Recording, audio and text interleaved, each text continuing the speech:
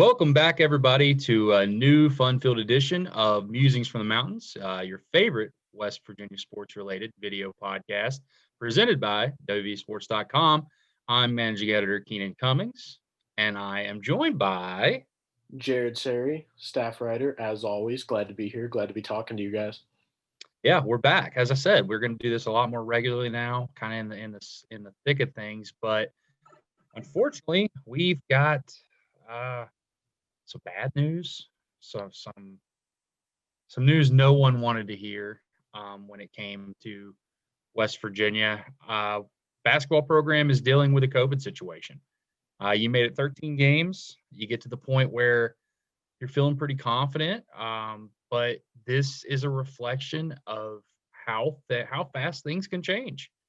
I mean, Bob Huggins has told us time and time again, his guys did the right thing.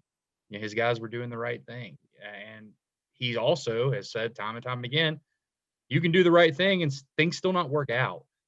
And I think probably this is an example of that. West Virginia's did a great job getting 13 games in. Technically right now, and I'm not saying this, don't freak out, but technically right now they could qualify for the NCAA tournament if they didn't play another game for the rest of the year. They've hit that 13-game threshold. But obviously that's probably not the case. Right now, they got to get things under control. Obviously, they have not been able to meet the Big 12 thresholds to play. So you look at what's going on now. West Virginia has lost their game at Baylor, which was originally scheduled for tonight, Tuesday, at time of this recording. They've lost their home game against TCU for Saturday, and then they've lost their home game against Oklahoma State on the 19th. The good news with that, if you want to say if there is any good news, it's the Big 12 kind of planned for this.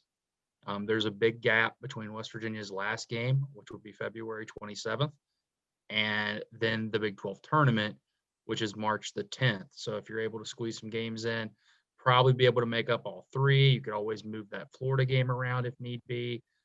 Maybe they don't play that, decide not to play that instead. So you have options.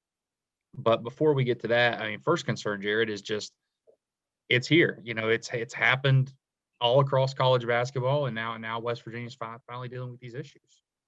Yeah, definitely. I mean, you had to expect it at some point. I mean, obviously. But I mean, especially even from a student standpoint, this is a tough time because the semester is starting back up coming soon. They're actually this whole week they're doing testing for students in preparation for coming back. And so, who knows what's going to come back from the student body population and who knows how that'll affect athletics. But regardless, we know that athletics is in a tough spot right now, especially the men's basketball team. Yeah, for now, I mean, basically what Shane said the other day, the athletic director, is they've got to get it under control. That's going to be the first step. Obviously, health and safety supersedes anything with basketball. I think that's obvious. It goes without saying. But, of course, we're a sports-related show, so we're going to focus on that aspect. Everybody be healthy, everybody's safety. You hate to see it happen this way. I mean, you really do. But for West Virginia, if there's any silver lining, and I don't know if you could take one out of this, but if there is, this was a banged-up basketball team that had dealt with a lot of stuff in a short period of time. This gives them, as long as everybody comes out on the other side, okay. This gives them some time to reflect, some time to heal up, because you're looking at a team that basically had to change their entire identity on the offensive end of the floor. They were going from two bigs to playing more four out. Played 3 games in a really short period of span, and even more impressively, had the highest of highs and the lowest of lows over the last 2.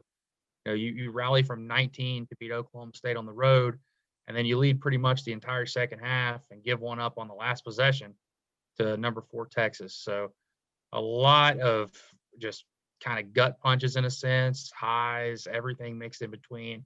But now West Virginia is going to have to get this under control and get back to playing basketball. So we'll see how this develops. Hopefully it's just a 3-game thing for West Virginia. These things sometimes tend to linger. I do believe that, they'll get this under control and get it handled. But for now, I mean, it was pretty much an obvious expectation, at least from my perspective. I think you'd probably agree with me, Jared. As soon as the Baylor game was canceled, there was no way that West Virginia was going to play this weekend. And then almost no way they were going to play on another short turnaround. a couple days later. I thought that was pretty much. I was surprised that wasn't the case initially in the initial release, but here we are. That's what they have to deal with. I think that when you look at this West Virginia basketball team, aside from what we've opened with, what we've talked about, what you're probably sick of hearing about, just from a national perspective, what have you liked, Jared, over the last 3 games? Now that this team doesn't have Oscar Tshiebwe, he obviously transferred to Kentucky, doesn't have Isaiah Cottrell, he's injured for the season. What have you liked out of what you've seen on the floor? See, it's hard to put my finger on something just in a sense of, I guess if I can take a step back here, I think that this, while you don't wish, COVID problems on anybody at all, in a weird way, this couldn't have happened at a better time for the West Virginia men's basketball team, in my opinion, because I see a team that is still kind of trying to find an identity, still kind of trying to mesh without a guy like Oscar Tshiebwe down low. Um, and so, now, I mean, obviously they can't really practice as much, but this will give the coaching staff time to kind of think through, what's worked for the past 3 games, what they should change. I'm glad that we're seeing Jalen Bridges play a little bit more. Do I think he's a long-term solution? I still don't really know the answer to that. It's been nice to see Huggins go with more emphasizing more guard play and lineups off the bench. That's also been a positive to me in my eyes. But I mean, 3 games, I think it's still a big question mark for what this West Virginia team can be for the remainder of the season. I think for me, just Taz Sherman, how he stepped up, over these last 3 games. It's a small sample size. I understand that, but he's hit 18 of his 45 shots. That's 40%. You'll take that. 10 of 25 from three, another 40%. You'll take that. He's averaging 18, almost 19 points a game, over that span. He's taking a lot of shots, but a lot of them are going in, as I mentioned with the numbers. So you like what you've seen out of him. You want to get Sean McNeil and him going at the same time if you can. Maybe have Jalen Bridges hit some more shots as he did against Oklahoma. Obviously, struggled the last 2, but I like what they're doing. I like spreading the floor. I like what Miles McBride's been able to do as well. He's disappeared at times, but then at times been the best player on the floor. So there's some reasons to be excited about this club. I know some people are down. They're 9-4. They don't have Tshiebwe. But you look at their resume, guys. They've lost to 3 of the top 10 teams in the country. You could make an argument 2 of them are probably top 3. By the time it's all said and done. And you lost to an Oklahoma team, 24, 48 hours after you had to completely change the entire way you played basketball the whole season. I'm not into moral victories. I'm not sitting here preaching you should be happy that West Virginia's 9-4, but I don't think you should be upset or angry about it either. I think that this is a good basketball team. It still is, even with some of the changes, and you'll probably get to see more of that over the second half, especially once the schedule lightens up. I mean, they've had a rough go of it when it comes to the schedule makers here in the first 7 games in conference play. So looking on football side of things, West Virginia still has 5 scholarships available to fill. I had an article on the site today looking at transfer options. Guys, this thing changes daily. You try to look at positions, try to look at guys that have connections. One name that I thought that was interesting that was floated around was Robert Barnes from Oklahoma. Could play linebacker, safety. I think it'll be interesting to see if they can make some headway there. But there's a lot of guys in there. I have done this for 10, 12 years now, at least professionally. Followed it longer than that. I've never seen anything like this when it comes to the amount of guys entering the transfer portal.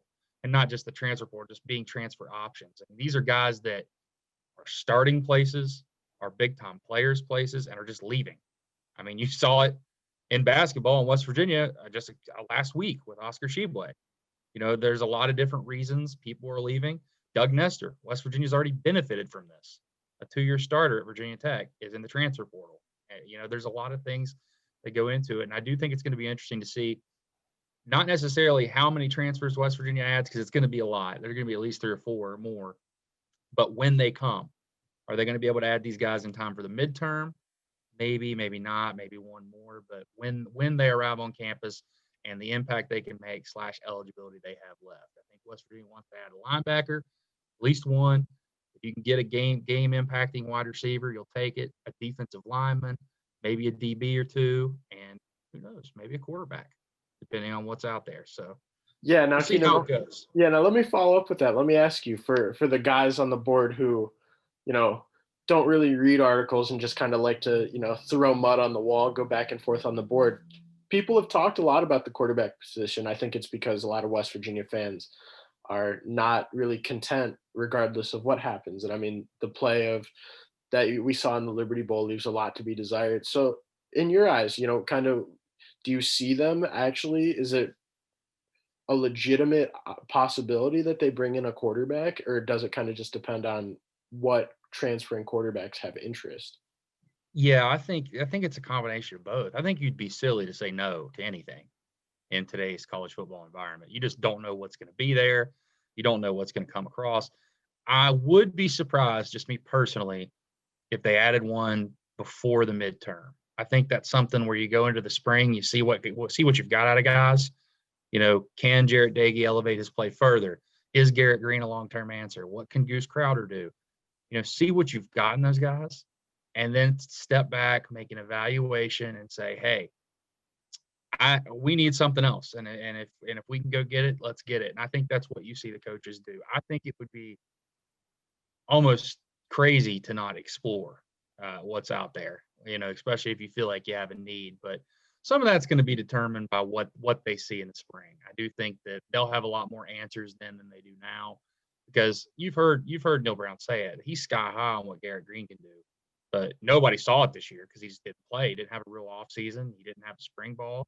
It's really hard to throw a kid in there that just really has no experience. He doesn't really know what he's doing. So I'll be interested to see that. I do think it's one of those things to maybe track throughout the offseason. If you start hearing some names, if you start hearing West Virginia connected to names, that's when you know it's getting serious. So we'll see how it develops. But thank you for tuning in again. We'll be back soon. Hopefully, some news breaks between now and the next basketball game. But we'll be back, probably do a Q&A one to fill some time in between. But appreciate you for joining us. This has been another edition of Musings from the Mountains.